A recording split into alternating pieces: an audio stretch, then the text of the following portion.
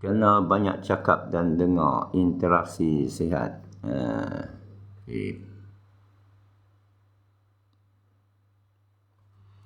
Okey, masalah ni dah tak boleh kita video yang kita download tu, dia tak boleh di copy dalam YouTube lah.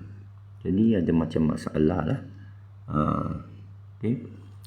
Jadi topik kesukaan Apek lebih pada falsafah, kewujudan, lebih kepada agama lah, bukan sangat pada soal politik sangat. Kerana dulu saya dalam Yayasan Anda Kerja Bawa Anwar Ibrahim pun saya tak berapa minat masa dia masuk UMNO ke apa, ikut dia ke tak. Lain lah, saya ni Cina lain, kerana keluarga saya ni hidup materi. Keluarga saya dia Cina sekarang pun Cina lah, tapi materialisme lah orang Cina ni, kebendaan.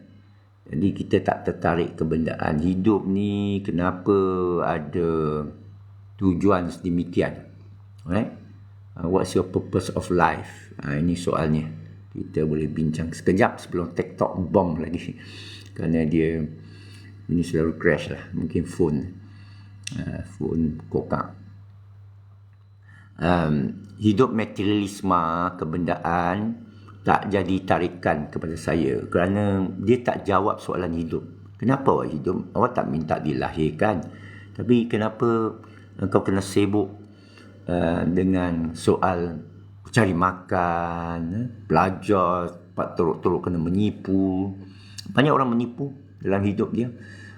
Perlukah jadi macam binatang ke hidup? Banyak orang dengki-mendengki, marah, bergaduh, masing-masing benah basah. Jadi kenapa hidup kita sedemikian? Susah payah ke hidup? Kenapa menyusahkan? Lepas tu banyak saya tengok tunjuk pandai. Bukan nak kebenaran, nak kemenangan. Awak asas apa? Siapa yang bagi engkau kita masing-masing ada boleh kita mengaku sesuatu?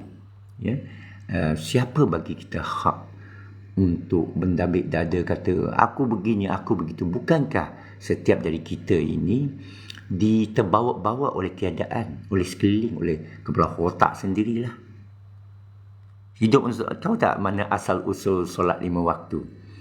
Pergi Google Zoroastrian jadi hidup untuk solat 5 waktu. Inilah dari mana datang fahaman tu.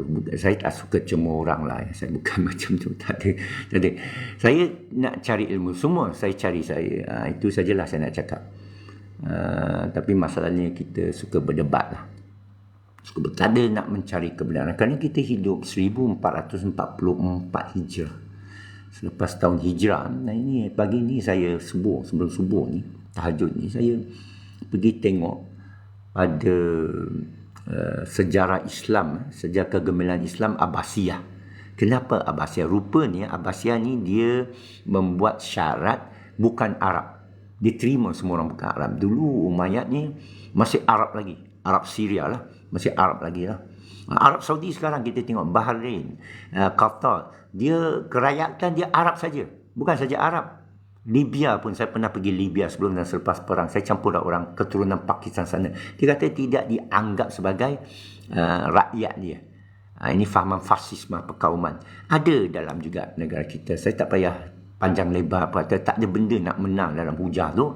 Cuma nak beritahu apa yang menyebabkan atau Abbasiyah dikatakan mencapai kegemilangan dia, kerana dia terima semua. Jadi orang kuat memeluk Islam. Orang mula awal bangun 3 pagi, tidur awal 9 malam. Saudara pun awal bangun, tahniah. Saudara pun awal bangun, bagus juga. Tapi itulah fahaman kita ini perlu dikaji semula. Bukan susah, kaji saja atau buang semua yang ada, pergi terima yang baik. Fikir apa yang Allah nak kita fahami. Itu lebih penting. Rapat dengan Allah, bukan cipta Tuhan. Ya. Begitulah. Saya tidur awal, saudara pun tidur pukul apa? Orilah Malaysia. Ya. Jadi saya ada fahaman luar daripada fahaman perkauman dan nasionalisme lah. Menurut saya fikir tentang sejagat alam. Dan saya dapati dua ke semalam perkataan alam ni sebenarnya daripada perkataan ilmu, bahawa alamin itu bermakna medan-medan ilmu. Bermakna alam ni sebenarnya berasaskan ilmu. Cukup tepat sekali lah. Oh, tak tidur lagi. Oh, dahsyat ni. Ada insomnia kan? Kalau ada insomnia, ada petua dia lah, minum kopi lebih. Kopi yang ori Nama pun ori ni kopi yang ketum. Ketum. Bantu tidur lah. Diet keto. Diet keto lah yang bagus. Salam. Waalaikumsalam. Berbagi pagian bagus ikut sunnah Nabi. Apa sunnah Nabi? Menurut pendeta ke, kitab ke, abang masuk Islam umur berapa? Maaf bertanya. Baru tadi saya buat posting. Saya tak sebut ilmu, umur 18 lah. Awal Januari tanggal 12. Tapi sebelum tu, berapa hari sebelum tu dah hati terbuka mengenai Islam. Dan saya dah cerita klip saya tadi. Ialah kerana Quran. Tapi sekarang berbalah orang tentang Quran. Tafsir mana. Sebenarnya tak ada berbalah tentang tafsir. Tak ada sangat. Tapi berbalah tentang mazhab. Jadi, apa yang terpaksa lah kaji tentang mazhab. Ini baru azan subuh, tapi kita tunggu cahaya putih. Benang putih. Berapa? Bagi 5 minit lagi. Waalaikumsalam. Salam subuh. Ridwan. Ejaan saya R-E-D-H-U. Awal tahun. Tak, bukan. 1980, saudara. Ya, saudaraku. 43 tahun. 43 tahun lah saya mengenal Islam. Saya amat tertarik dengan sejarah secara umum, sains secara umum. Jadi saya sedih ilmu tidak lagi dihormati. Ilmu tidak, kerana ilmu ni tanda Allah. Alamin, Rabbil Alamin, ada satu tafsir. Kepada saya baru, mungkin saudara lebih mengenali. Alamin bermakna ilmu Allah. Alamnya, alam ini adalah ilmu Allah. Itu betul lah bila Allah sebut mengajar manusia bil qalam alamal insan bil qalam alamal insana ma lam ya'lam. Mengajar manusia dengan pena, qalam, simbol. Internet ini qalam. Mengajar dia apa tak tahu, kita tak tahu, kita Google kita tahu. Betul tak? Dan tapi Allah lah gurunya. Orang kata kena ada guru manusia, tidak. Ar-Rahman Allamal Quran. Ar-Rahman dialah mengajar Quran.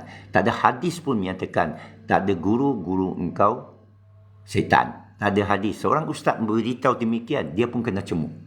Kerana terlalu tebal kita. Pendeta terlalu mempertahankan kedudukan mereka. Kerana sumber derma. Ini derma Palestin apa jadi satu sen pun tak sampai. Ini bukan masalah saya. Saya hanya cerita apa kita baca dan kita fikirkan. Banyak orang bergaduh saya tengok. Saya bukan kalangan orang bergaduh. Saya kalangan orang cuba menyatukan. Kerana ini perintah dalam surah Al-Hujurat ayat 9.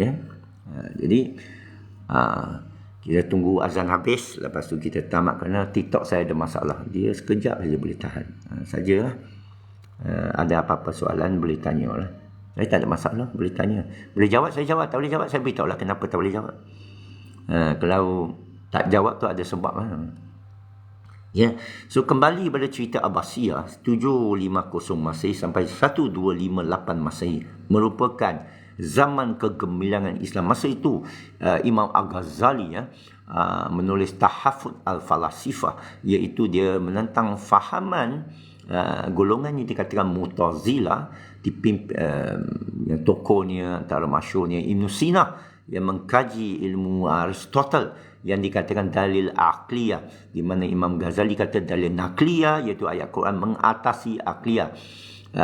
Ibn Rushd tak setuju. 20 tahun kemudian dia tulis jawapan at-tahafut, iaitu kekeliruan atas kekeliruan. Dan dia beritahu Imam Ghazali bahawa tafakur itu sebahagian dari hukum Allah. Dalil aqliyah, akal ialah daripada Allah, tidak tertimbul, dia keluar. Sesiapa yang gunakan akal tidak timbul, dia terkeluar daripada Islam. Dan inilah salah faham yang besar. Sehingga pelajar-pelajar kita pun tak minat STEM. Tak minat subjek sains, teknologi, engineering, matematik. Zaman kegemilangan Abbasiyah, kita kuat dalam semua subjek STEM. Ibn Sina, Medica Encyclopedia. Ibn Sina, Ibn Haysam, teori optik. Siapa tu? Al-Biruni yang menjadi rujukan macam mana kira bulatan bumi tanpa bergerak. Kita berdiri atas gunung tanpa bergerak, pakai astrolabe tu dapat kira bulat bumi berapa besar. Dapat kira bulatan bumi 40,000 kilometer. Oh, bumi bulat yo. Al-Biruni Al-Khawarizmi, zaman kegemilangan pengetahuan sains matematika umat Islam hari ini sedih. Kita semua runtuh, mundur, berpecah belah.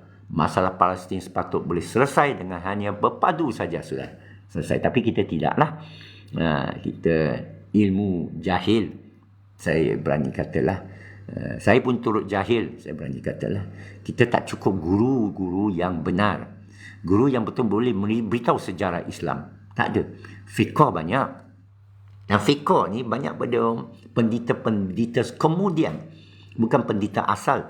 Jarang saya jumpa hanya satu orang ustaz Hafiz di Jenderang. Dia boleh cerita asal usul sikit lah.